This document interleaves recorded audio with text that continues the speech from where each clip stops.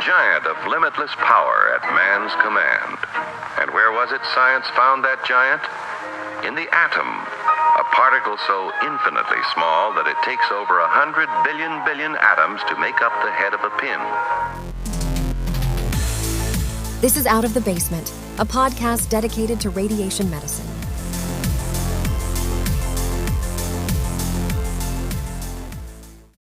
This is Dr. Jason Beckta coming at you from the spooky Vermont mountains. I say spooky because I've thought it was Halloween since a month ago, and I'm just bad with time, but I also just love the fall. And I am in spooky Vermont and not in sunny San Diego like the rest of my compatriots. Although from the pictures on the internet, is it raining? I don't know. And then also, I'm recording this in a way that I'm speaking. Whoever is listening to this is here with me now, and that is simply not true. By definition, if you're listening to this, it is the future for me. Why do I do this? I'm a weird kid. So, I had forgotten about the ARRO survey, which I feel really weird about because I used to really be zoned in on this. But for those who don't know, ARRO is amazing. ARRO is the resident arm of ASTRO, and as far as I recall, was founded by our tip of the spear, Daniel Flynn, back in the 80s. Tip of the spear for many reasons, but he has one of my favorite papers on the job market, and they're really my favorite sort of part arm subset of ASTRO by far. And I also say that because I never am critiquing ARRO with this. They're they're the best. I will fight anyone who says otherwise. But anyway, I forgot that they did this. That's weirds me out. So I just saw this pop up on Twitter, and it is fascinating because it really beautifully shows COVID to a degree I hadn't seen previously. And that's the whole point of this episode, is to talk about what that means. And mostly radiation oncology, we just can't get out of our own way. So we have essentially a white swan event again, where, spoiler alert, I actually do think the job market in this moment is not that bad. It's actually pretty good, which is not to say that I think that we're going in the right direction, or that I would encourage medical students to go down this path, because there's a difference between climate and weather. And similar to, there are still snowstorms I don't really call it global warming anymore now, it's climate change, but it always strikes me as silly when people will get confused about climate and weather, and that you can have periods of good. It's battle and war, however you want. There's a lot of metaphors. We won't get into it. And I think the one thing that really just resonated with me was the slide detailing the job market was tough this year. Now, I was the infamous class of 2020, was I 2020? Oh, wow. No, I take that back. 2021. Wow. See, I also forget how old I am. No one warned you about this. I had to memorize all these p-values for boards, and now I don't remember how old I am, what year I graduated from anything. I also went to school for a long time. Doesn't matter. The reason I bring that up is that I hit all major milestones at the worst possible time with the pandemic, meaning when the pandemic started to become a thing, I was just about to enter my PGY 5-year, my final year. So I was a Holman resident. I was in research period at the time. The lab shut down. So that kind of derailed all of my work. So basically, and I was doing animal work, so that was not very good if you couldn't go into the lab. First part was derailed my entire sort of research stuff. Second part was boards. So I was supposed to take red biophysics in the summer. There was for many years, it was done a certain way, and the pandemic delayed that in an uncertain way. So I had been starting to really study for red biophysics, and then all this uncertainty, and then it got delayed. And then all these hiring freezes started to shut down. Back when I was doing it, and maybe, I don't know, back when I was in residency, many of us would start the real hardcore job search in the middle of PGY 4. And of course, that was when the pandemic hit, and all these hiring freezes came out, and all these horror stories about pulled contracts or delayed contracts. And of course, Radonc at the time was really feeling the real pinch of the expansion. And so there was a lot of anxiety around rad jobs at baseline, and then add that on top of it. Not good. So then the summer comes and I start making my way back into the clinic, still around uncertainty of boards. I ended up taking the 4 board exams in rapid succession while in clinic full time. Again, didn't love that. Was it 4? Yeah, rad biophysics. Oh, no, sorry, 3. The 4th one was when I was at attending. Yeah. Because I took rad biophysics in December and then clinical in the spring of 2021. And so looking at this job market was tough this year slide. 70% of my class said strongly agree. Oh yeah, it was, I cold called, cold emailed, whatever, reached out to 70, 75 places. Now, this is what always drives me nuts when people talk about interviews and whatnot. I don't know what people, there's no formal definition. No one tells you this. So when you hear all these people talk about, oh, I had 10, 20, 30 interviews. I don't know what you're talking about. It's not like residency where you have an official application system. You get invited. It's very easy to count residency interviews. No such thing exists for jobs. So if you've ever heard anyone talking about interviews they got for jobs, ask them what in the world they mean, because there's no definition. So for me, and I kept a spreadsheet about this, it was, 60, 70, I don't even know, cold calls, emails, discussions, snail mail. Just kidding, I didn't do any snail mail. Basically culminated in a single on-site interview to the job I ultimately took. And that is very different. I mean, the radonc job market is infamously bad, but that was extraordinarily bad. And a lot of my friends had similarly brutal times. And then you can see this in this ARRO data. So we went from 70% strongly agreeing with the job market was tough down to 25 it appears. Sorry, a little blurry. And then now it's all the way down to 15.9%. Now, I would hazard a guess. I haven't gone back and tried to find this out. I would assume that this year's was the lowest agreement with this statement, maybe ever, but in a long time. And this certainly reflects with my personal experience with the job market and those of my friends as well. And the question is why and what changed? And is it something that we can hang our hats on?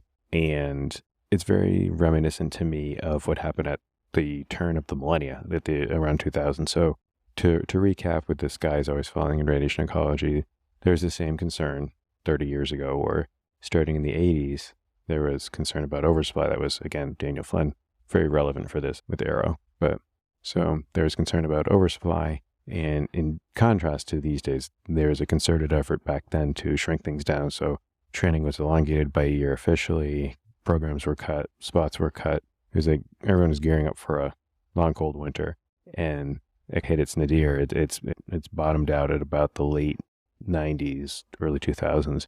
And miraculously, IMRT was invented, and there was a huge influx of reimbursement, which artificially saved the specialty to now our own detriment, where really it was just like, if you wake up and you have a hangover and you decide to drink a couple beers, and your hangover goes away for the moment, but man, that's not a good plan. So that's what we did back then. And the reimbursement from IRRT and technology let us limp along, and then that also triggered the expansion. So even before limp along, and for future conversations and things, we always talk about this supply demand of a job market of attending physicians and patients being treated by attending physicians.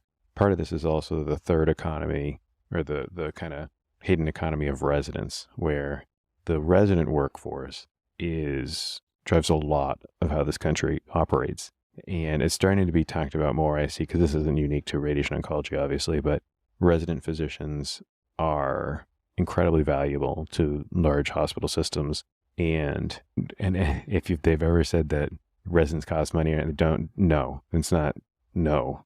Residents do not cost money, maybe the very first couple months, but this system runs on resident labor for the most part. And this goes hand in hand with consolidation and all those other things for going into that another time. But so we were really heading into a real tight squeeze when COVID happened. And this is part of my issue with the recently published workforce study by ASTRO by HMA consultants through ASTRO. And while the modeling and the math was good of the actual model, and that's, again, this drives me nuts about this particular point too, the actual technical details of the model, it's actually pretty strong. It's the underlying assumptions that drive me up a wall, and what I'm literally on record in the Red Journal letter to the editor talking about, where they made assumptions for the radiation oncology workforce when we have hard data for that. Now, there is conflicting data, but they didn't look at any of it. They made their own stuff and referenced zero available data, either through other publications or through AAMC or through the government's, there's health quality research stuff. There's other things out there that they could have looked at and they didn't. And that's one of the biggest sins of that project. And where am I going with all this?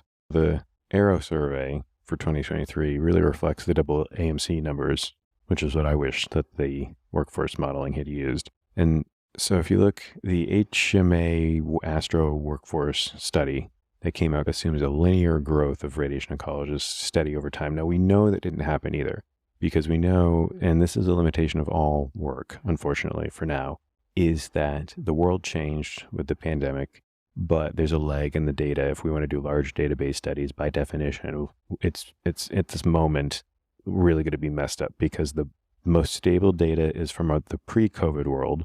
We're now finally coming out of it, but anything over the past 3 years is going to be really irreproducible. Like, I would have a lot of trouble trusting or believing, I basically wouldn't, any data that uses trends from the past 3 years to predict the future. Hopefully nothing from the last 3 years predicts the future. That'd be tough mentally to deal with. But so it really messes with these sorts of projections in terms of the accuracy and precision. Just to really acknowledge that this is an impossible task. And honestly, full disclosure, I'm having a hard time even imagining what I would predict medicine to look like in 10 years. I don't know anymore. And anyone who tells you that they're certain is trying to sell you something. Really. Wink, go read the Astro newsletters. I am not certain. I could be totally wrong. I don't know. And it's impossible to know.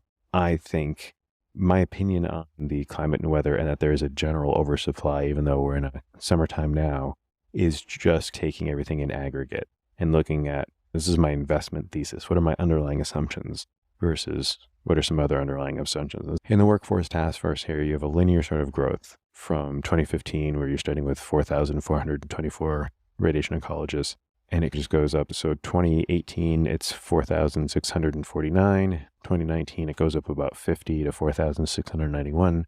2020, it goes up a little bit less than 50, so it goes to 4,718.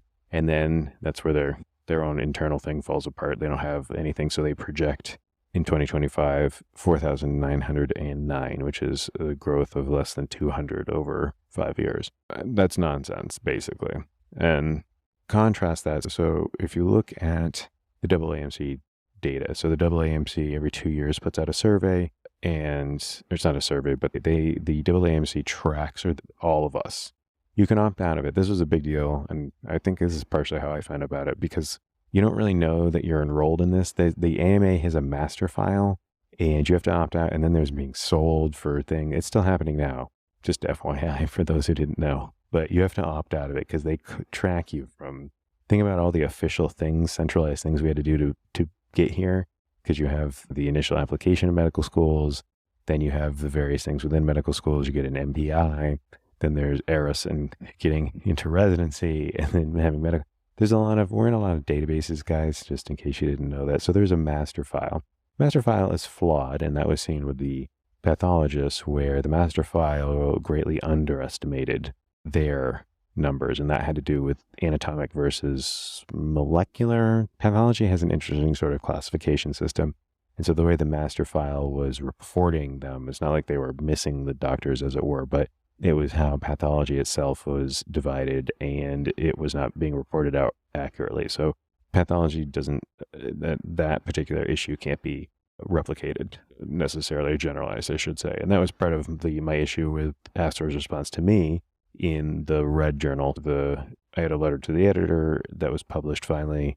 I submitted it 2 days after the workforce study dropped. It took 6 months, which is still mildly conspiratorial, but I did look back for the last decade, and that is the average for Astro letters is 6 months. I think it was just, there was nothing nefarious. I never really think there's anything nefarious. I think it's just the system going on. But there's myself and weirdly only 2 letters, which was weird. And I know that there was not more received because I talked to the people involved in this. So really, this is a Kitty Genovese again, where it's the indifference of good people just not saying things.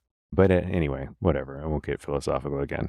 myself and another individual submitted letters and ASTRO's response to me, because one of the things I said was, hey, AAMC data has some vastly different numbers, and they said it was not valid, and then cited a different study. So I have a whole I have an old X thing, we're calling it X now on this, where the study they cited was from 20 years ago, and it was about predicting physician retirement. I'm still very perplexed by that response. But so yes, the master file is not good at predicting physician retirement based on self-reported probability of retirement.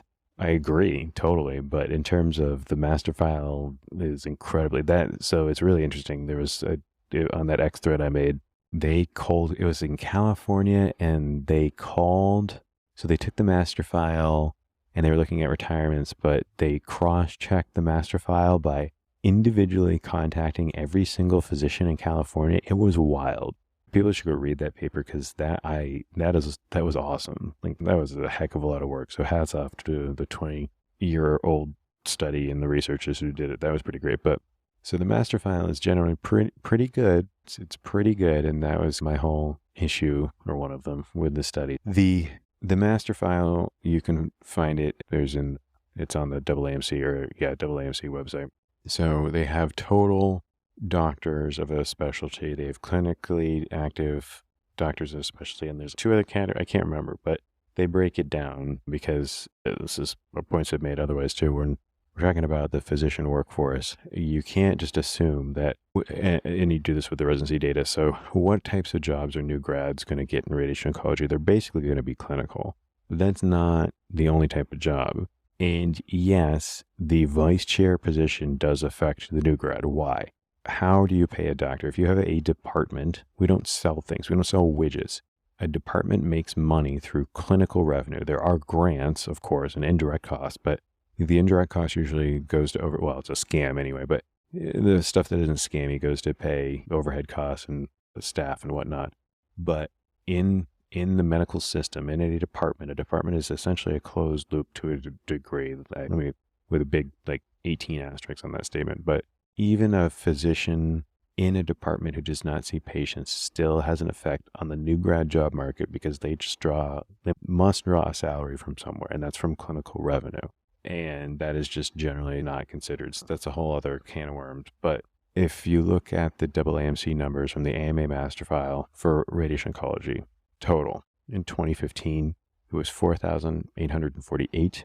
In 2017, it was 5,029. So we're going up by just shy of 200. 2015 to 2017 total goes up by 200. In 2019, it was 5,306. So we're going up by about 300. And then in 2021, it only goes up to 5,376, which is only 70. And then if you look at the clinical, so in 2015, primarily clinical rad-oncs was 4,499. In 2017, it goes up to 4,628, which is about 130-ish. In 2019, it goes up to 4,854, which is almost 200, or over 200, I should say. And then in 2021, it only goes up 11 to 4,865. Why is this important? Because one, this is an independent corroborator of the ARRO survey results we saw today. So I'm recording this, it's 11:38 my time, so I'm recording this the day that tweet was made. So again, the ARRO survey for 2023 shows that there's a tremendously steep drop. So they actually show the year before COVID. So the year before the pandemic, 2019 through 2020, it says about 40%, I'm rounding here.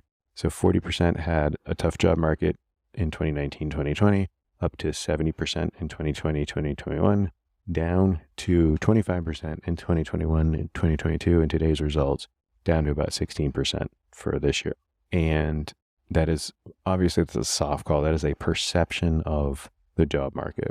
But that has to come from, right? That comes from somewhere. That's not nothing. So the perception of the job market, and I believe I'd have to go back and check that 30 to 40% before the pandemic was pretty stable.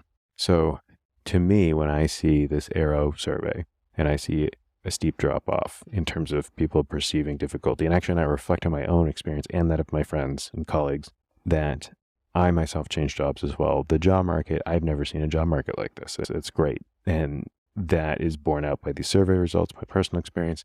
What does that also support? The AAMC numbers. And because you got to remember there's a 5-year lag in the training pipeline. So yes, residency numbers doubled over 20 years, but they didn't do it all at once. It was over time. And so then we didn't start to feel that. So weirdly, right before the pandemic hit, we were finally starting to feel the full force of that expansion of going from 100 to 200 new grads a year. That was only starting to hit at the end of the 20-teens. And that in the AAMC data. And then you see in the AAMC data from 2019 to 2021, the huge exit. And that would account for the better job market. So it is stark. Now, I've been trying to get newer numbers so I'm accessing those numbers through the AAMC website, which they put out for free. And they do it every 2 years.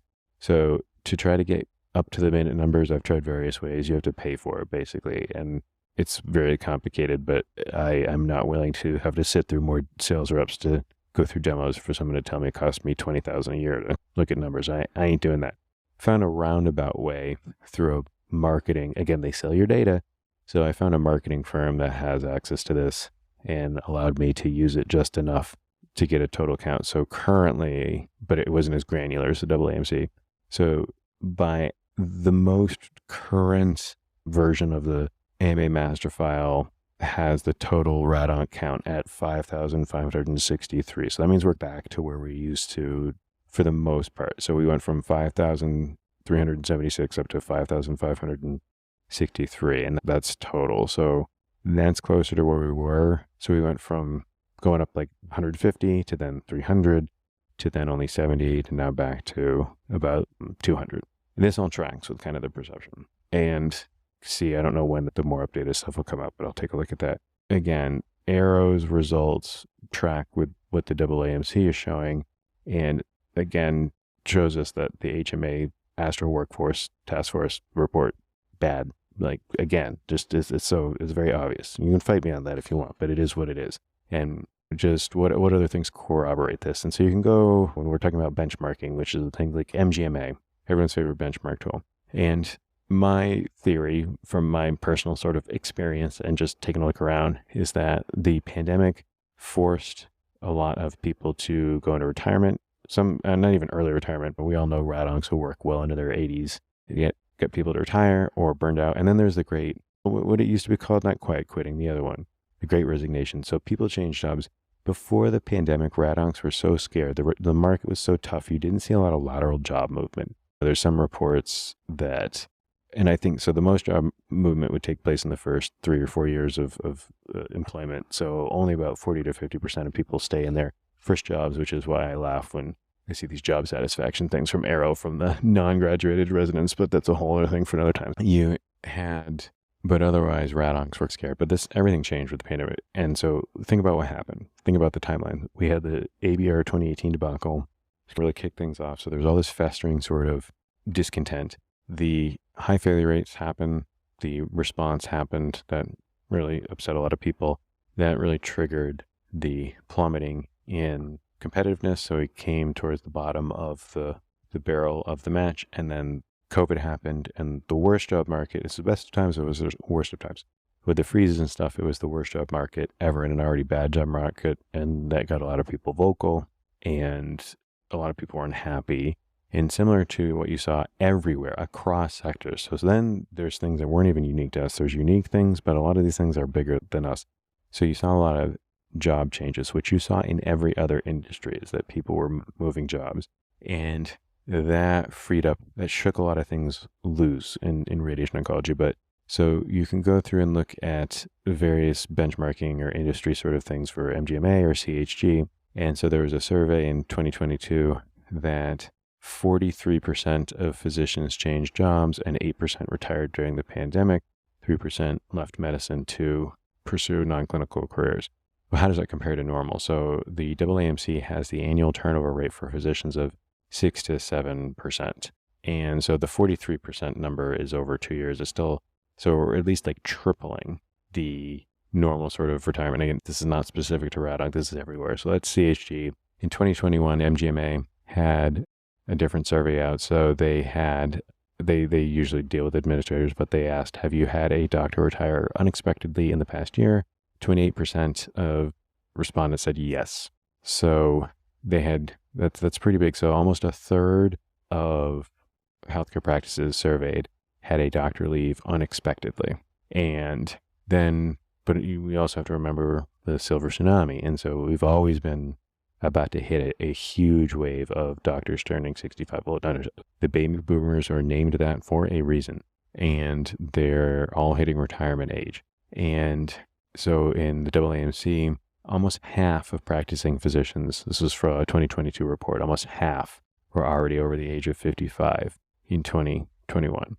And the kind of sum total. So the point I am trying to make here is RADOC cannot get out of its own way, but lightning can strike twice. In 20 years ago, the last job market issue, the field was, I hate to use the word saved, I don't like that. There was a stay of execution. The governor called and said, hold off, we got to review some new evidence. Things were not going great in the 90s. Things were cut back. And then IMRT unexpectedly arrived and set off the past 20 years. We saw what happened with the 2013 article of Has the Pendulum Swung Too Far, questioning the wisdom of expanding so much. And that silenced any sort of discontent, disruption, disagreement for a couple years.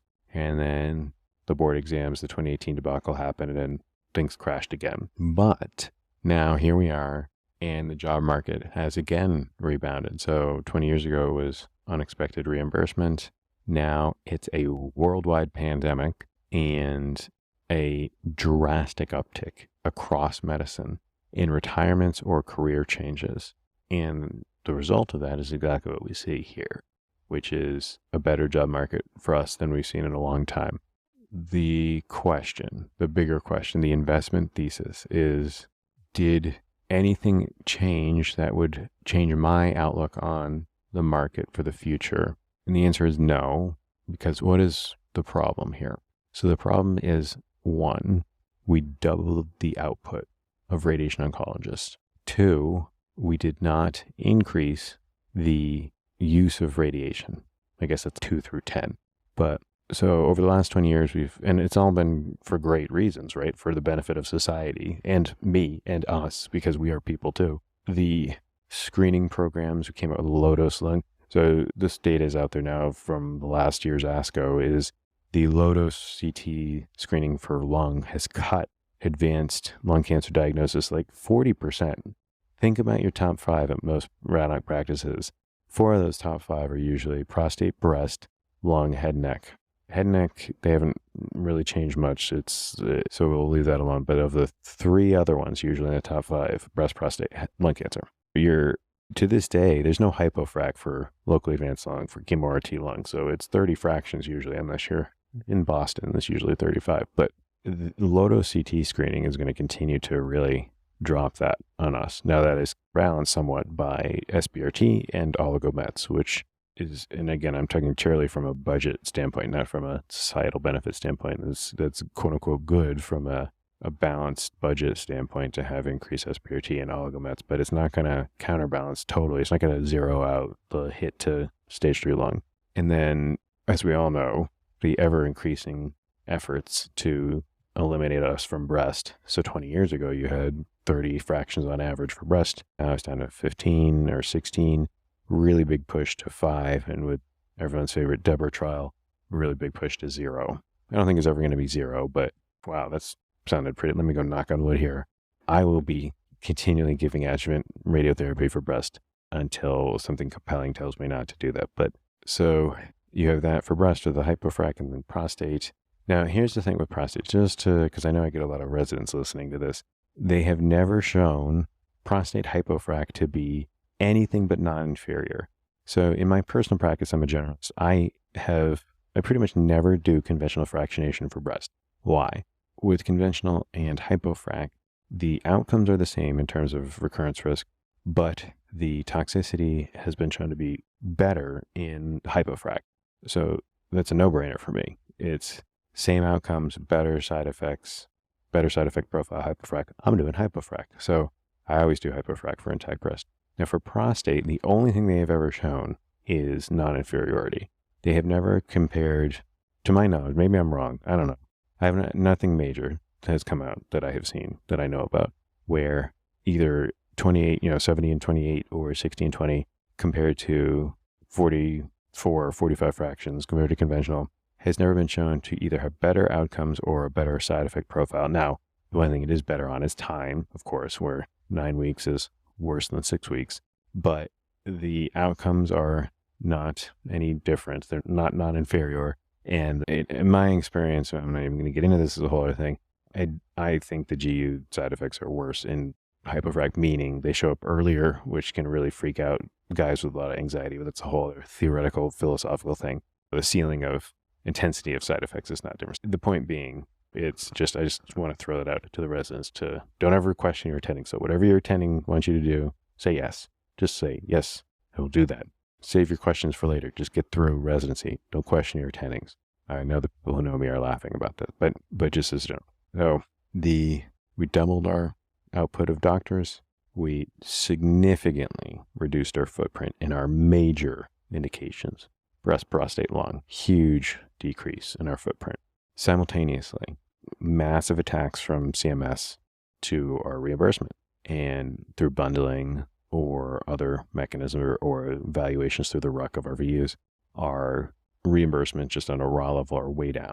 And what is being done to reverse any of this? Nothing is the short answer. Nothing. There's not going to be any meaningful reduction of spots because, again, that economy is the economy of residents and is not really going to change. There's no invisible hand here. There's no canary in the coal mine. There's a silent economy of residents, so we're not cutting spots. That's not going to happen. Are we going to do more fractions on breast, prostate, or lung? No. Is rocker going to pass? No. They're going to keep dragging it out, but it's not going to pass. But that would actually, a case rate, that would be the one thing, the idea, the concept is reasonable in that the patient volumes are going up just because people are staying alive older, longer, and being reimbursed by volume is not a nonsense idea. It does have merit. It just is, I've talked about in other things, it's not, this version of it is not ideal. But even if rocker passes, there's nothing on the horizon that's going to restore reimbursement to what it was 20 years ago. At best, we can hope for fewer cuts. At best, we could hope for stability and taking death by inflation. But so that's not happening. Indications. I do think benign radiotherapy, from what I'm seeing and obviously what I'm involved in, I think that is going to be a pretty big part of the future. My honest and closest prediction is that in 10 years, I don't want to say the bulk, or the majority, I mean, I think a sizable portion of radiotherapy delivered in this country will be for benign indications. That'll be lots of other things down the road about that.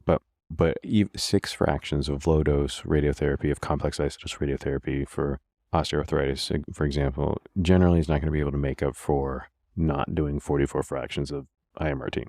Volume-wise, it's possible, but then you're getting into limits of system constraints of staffing and machines and whatnot. But I don't think you can zero out your bottom line with osteoarthritis radiotherapy for what used to be breast, prostate, and lung. And then so that's really it, is when you look at this ARRO data, if certain institutions are going to try to spin this, you have to look at why the job market is better in this moment.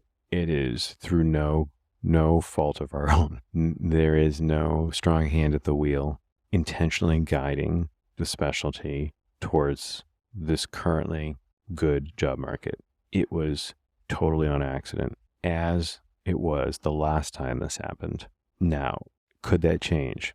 Sure. Nothing about anything that's happening right now is permanent. This part, if I thought that was true, I wouldn't do this podcast. I wouldn't do anything about it. I just hum along. I think we can do a lot more than what we usually believe, and which is part of the reason I try to not make predictions that are set in stone.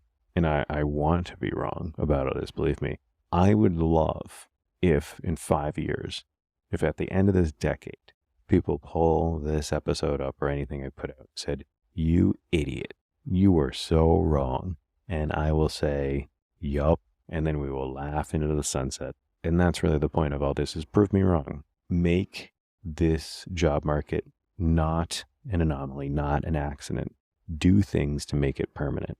We could start with if certain organizations are proposing legislations to do so more transparently and with more community engagement. And I mean that in like the broader sense, not in a community versus academia, because that world doesn't even exist anymore, but, or really consider expanding indications, meaning osteoarthritis, keloids, Dupuytren's, those sorts of things. Bring that back.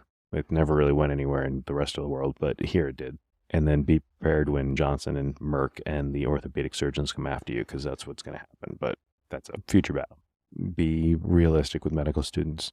Be realistic with yourselves. And that's the main theme of all this. Is I know part of what the resistance to this is how closely we tie our work and our choice of specialty to ourselves and our ego and who we are with our identity.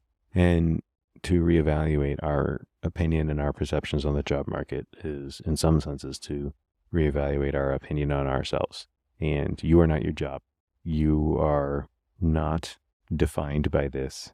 And that's really what I actually care about. I'm getting real off topic here. But point being, the ARRO survey, I think, is true in that I do think the job market is a lot better now than it was over the past couple of years, maybe a long time. I think it's because the pandemic forced retirements and career changes, which freed up a lot of spots. I also think patient volumes are up, which is a whole other thing. But because remember, the boomers are booming and living longer, and that's going to bring more people across our doorstep, even if we're better about the whole cancer thing. And that if we don't change anything, meaning if people don't adopt things like benign radiotherapy, or people don't fight, organizations don't fight for better reimbursement, or we don't cut spots, which I don't think are going to happen, so I'll just throw it out there. That could happen, but absent those three things, fewer physicians, fewer rad oncs, because we're not even talking about, let alone talking about AI or virtual supervision or advanced practice providers in the space. There's a whole other things that we're not talking about that kind of affect the supply side, but we got to throw those in there, modulate that in a reasonable manner. I don't want to hear in 20 years another Chicken Little metaphor from some gray-haired chair, although in 20 years I'll be gray-haired, so I don't know. But recognize the context and where we're at, and it is changeable, and we can make this work as long as we're not on autopilot. Back to out.